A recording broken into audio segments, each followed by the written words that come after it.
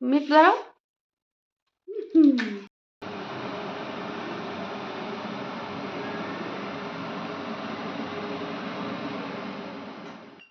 Hi everyone, good morning. I hope আপনারা সবাই ভালো আছেন, আমিও ভালো আছি। তো সকালবেলা আমাদের ব্রেকফাস্ট করা কমপ্লিট। আর আজকে হলো স্যাটারডে 27th। তো আজকে ব্রেকফাস্ট করলাম কি, আমরা রুটি, চা রুটি এগুলি। তো এবার রান্না করতে চলে এসেছি। তো রান্না করতে আসলাম। আজকে রান্না হবে অনেক কিছুই, তো তার জন্য প্রিপারেশন নিচ্ছি, সবজি কাটাকুটি করছি। তো দেখাচ্ছি আপনাদের আজকে কি কি রান্না করব আর কি কি সবজি কাটছি। তো এই যে এখানে বসেছি আমি বটি নিয়ে, তো বসে বসে শাকগুলো কাটবো। আর এই যে আমার উনি বাড়িতে থাকলে আমার অনেক কাজে হেল্প করে দেয়। তো বিস্কুট এনেছিল, ওইটা প্যাকেট থেকে খুলে তারপর ডাব্বাতে বিস্কুটগুলো ভরলো, এবার রাখছে। অনেক অনেক কাজে হেল্প করে, সত্যি কথা বলে যেটা শেষ করা যাবে না। ও বাকি দিন যেরকম সময় দিতে পারে না অফিসে থাকলে, বাড়িতে থাকলে এটা পূরণ করে ফেলে। তো আজকে রান্না করব হচ্ছে বেতর শাক, যেটা আমাদের বাড়ির আগের ভিডিওতে আমি দেখিয়েছিলাম একটা গাছের যে কি সবজি লাগাচ্ছি বাড়িতে। তো তখন দেখিয়েছিলাম যে বেতর শাক ছিল। তো ওই শাকগুলি আমি তুলে নিয়ে এসেছি। জাস্ট শুধু গাছের পাতাগুলি আমি ছিঁড়েছি, গাছটা রয়ে গেছে। আর রান্না করব মাছের মাথা দিয়ে একটা সবজি। আর ওইদিকে বসিয়েছি ভাত। আর এই হলো চিকেন। আজকে চিকেনের একটা রেসিপি করব, যেটা হলো ধনিয়া চিকেন। আজকে শো স্টপার সব রান্নার মধ্যে। তো এবার শাকটা, বেতো শাকগুলি আমি কেটে নিচ্ছি। তো বেতো শাক না আমি ছুরি দিয়ে খুব ভালো করে কাটতে পারি না। অন্য সবজি সবই কাটতে পারি, কিন্তু ওই শাকগুলো একটু ছোটো ছোটো না, ভালো করে কাটা হয় না, মানে ছুরি দিয়ে আমি ভালো করে কাটতে পারি না। তো তার জন্য দায়ী আমি। ছুরি দিয়ে সবজি কাটতে পারি, দা দিয়েও কাটতে পারি, দুটোটা দিয়েই আমার খুবই ভালো লাগে। তো এই শাকগুলি না ওই দা দিয়ে কাটতেই আমার কাছে একটু বেশি ইজি লাগে আর সুন্দর হয়। আর ছুরি দিয়ে কাটলেও হয়, খাওয়া তো যাবেই, কিন্তু দেখতে তেমন একটা বেশি ভালো হয় না। তার জন্য বটি নিয়ে বসেছি, আর বটি নিয়ে আমি অনেক অনেক সবজিই কাটি। তো এই যে শাক কাটা কমপ্লিট। আর শাক করব বেগুন দিয়ে, কাঁচা লঙ্কাও চিড়ে দিয়েছি। আর বেগুনগুলো গাছের, তো আর বেগুনগুলো খেতে খুবই টেস্টি, তার জন্য গাছের বেগুন দিলাম। আর ওইদিকে রসুন ছাল ছাড়িয়ে রেখেছি চিকেনের জন্য, আর অল্প শাকে দেব। আর মাছের মাথা সবজিটাতে আমি কোনো রসুন দেব না, পেঁয়াজ, আদা বাটা, জিরে বাটা এগুলি দিয়ে করব। তো আগে ফার্স্ট শাকটা বসিয়ে দিই। তো আর ওইদিকে তো ভাত হচ্ছেই। তো শাকে কী দিলাম, শুকনো লঙ্কা ফোড়ন আর রসুন থেতো করে দেব, ব্যাস এতটুকু, আর কিছুই দেব না। তো শুকনো লঙ্কাগুলো একটু ভাজা হয়ে গেল। তো শাক তো অনেকেই অনেক রকমভাবে বানান, তো আমিও এইভাবেও বানাই, অন্যরকমভাবে পাঁচ ফোড়ন দিয়ে বেতর শাক খেতেও খুব ভালো লাগে। রসুন দিয়েও খেতে খুব ভালো লাগে, আবার নিরামিষভাবে রসুন ছাড়া ওইটাও ভালো লাগে খেতে। অ্যাকচুয়ালি বেতর শাকটা খুবই টেস্টি, বাজার থেকে আনলেও ভালো লাগে, আর গাছের তো আরও ভালো। একদম টাটকা টাটকা গাছ থেকে নিয়ে এসে ধুয়ে রান্না করে নিচ্ছি। তো আর পালং শাকটা না খাওয়া হয় না আমার, মানে আমি খেতে পারি না, তার জন্য ওরাও আনে না বাজার থেকে, আর খাওয়া হয় না। আমার জন্য একটু প্রবলেম পালং শাক, তো তার জন্য আমি পালং শাক খাই না। তো শাক দিয়ে দিলাম, তারপর দিয়ে দিচ্ছি সল্ট, এবার দিয়ে দেব হচ্ছে হলুদ। তো এবার ভালো করে নাড়িয়ে চাড়িয়ে, আর তাড়াতাড়ি হয়ে যাবে, এগুলি বেশি টাইম লাগে না। আর বেগুনের পিসগুলো একদম ছোটো ছোটো করে দিয়েছি। আর গাছের বেগুন না ওইগুলো একটু তাড়াতাড়ি সেদ্ধ হয়ে যায়, বেশি সময় লাগে না। তো বেগুন তো এমনিও রান্না হতে বা হতে বেশি টাইম লাগে না, পট করেই হয়ে যায়, এই আর কি। আর রান্না করতে আসছি, আজকে শুধু রান্নাই দেখাবো, আর বিশেষ কিছু না। আমার ইচ্ছা আছে যে ধনিয়া চিকেনটা আমি কীভাবে বানাই ওইটা আপনাদের সাথে শেয়ার করব। তার সাথে বেথুর শাকটা তো গাছ থেকে আনা, টাটকা ফ্রেশ, তো তার জন্য ওইটাও দেখাচ্ছি। আর আমার মনে হয় ম্যাক্সিমাম মানুষই এই শাকটা খেতে ভালোবাসে। আমাদের তো ঘরে সবাই ভালোবাসে। আর শাকটা খেতে না খুব খুব ভালো হয়েছিল। যেহেতু আমি ভয়েসটা পরে দিচ্ছি তার জন্য বলছি, মানে সবাই খেতে খুব, সবারই ভালো লেগেছে খেতে। তো এবার ধনিয়া চিকেনটা বানাচ্ছি। ধনিয়া চিকেনে অবশ্যই ধনেপাতা তো লাগবেই। তো ধনেপাতাগুলো আমি একদম ধনেপাতা ডাঁটি সহই আমি দিয়ে দেব, কারণ ধনে পাতা থেকে পাতার যে ডাঁটিগুলি থাকে বা ডেটোগুলি থাকে ওইগুলিতে না ধনেপাতার ফ্লেভারটা বেশিই পাওয়া যায়। তার জন্য ওইগুলো দিয়ে দেবো। আর যেহেতু ব্লেন্ডই করে নেব, ওইগুলো তো আর করবে না, থাকবে না। তো একটু বেশি করেই লাগবে ধনেপাতা ধনিয়া চিকেনে। আর এটা গোটা হোল চিকেন, এটা বাজার থেকে একদম কিনে কাটিয়ে এনেছে। তো চিকেনটা একটু বেশি, 1 কিলোর মতো হবে। আর ওইদিকে দিচ্ছি হচ্ছে শুকনো লঙ্কা, দারচিনি, এলাইচি, কাঁচা লঙ্কা। আর এখানে হলো কাজু বাদাম, রসুন, আদা, ওইগুলো একসাথে আমি সবগুলো ব্লেন্ড করে নেব। তো একটু ভালো করে কেশু বা কাজু বাদাম আর রসুনগুলি একটু ভালো করে ধুয়ে টুয়ে তারপর দেব। তার জন্য ধুয়ে আনছি। আর ওইগুলো সব কিছু একসাথে ব্লেন্ড করে নেব, কারণ কি আলাদা আলাদা করার দরকার নেই, আমি এইভাবেই করি তার জন্য। আর একটু কাজু বাদাম দিলে কি মানে খেতে খুব ভালো লাগে। অনেকে আবার কাজু বাদাম ছাড়াও করে। তো যার যার যেরকম ভালো লাগে ওরকম রান্না করে। আমার এভাবে ভালো লাগে আর খেতে খুবই ভালো লাগে, টেস্টি হয়। তো এই যে ব্লেন্ড হয়ে গেল খুবই সুন্দরভাবে। তো আমি আর একটু ধনেপাতা দিয়েছিলাম লাস্টে।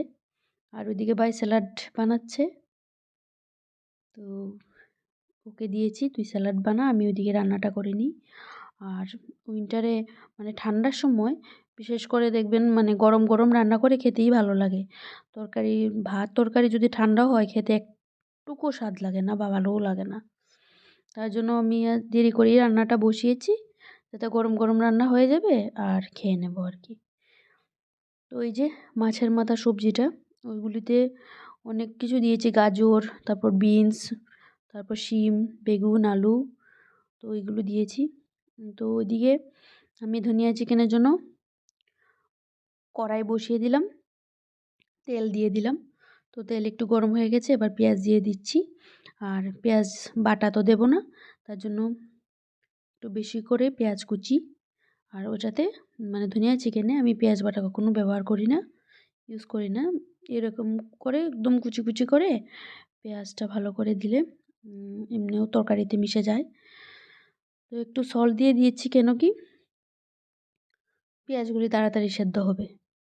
আর পরে লাগলে আমি লাস্টে আবার সল্ট দেব। তো এই যে পেঁয়াজগুলো নরম হয়ে গেছে, এবার আমি চিকেনগুলো দিয়ে দেব। তো চিকেনগুলোও একটু পেঁয়াজের সাথে হালকা একটু সময় আমি ভেজে নেব। আর এই রান্নাটাতে আমাদের যেহেতু মানে চিকেনের অল্প অল্প স্কিন আছে, তো তেলটা আমি একটু কম দিয়েছি। আর একটু দিলে ভালো লাগে, যারা মানে চিকেনের স্কিন ছাড়া রান্না করে একটু তেলটা একটু বেশি দিলে ভালো লাগে খেতে। আর এই রান্নাটাতে না জল একদম ইউজ করব না আমি। চিকেনের থেকে যে জলটা বেরোবে ওটা দিয়ে চিকেনটা সেদ্ধ হবে, ওটা এই রান্না।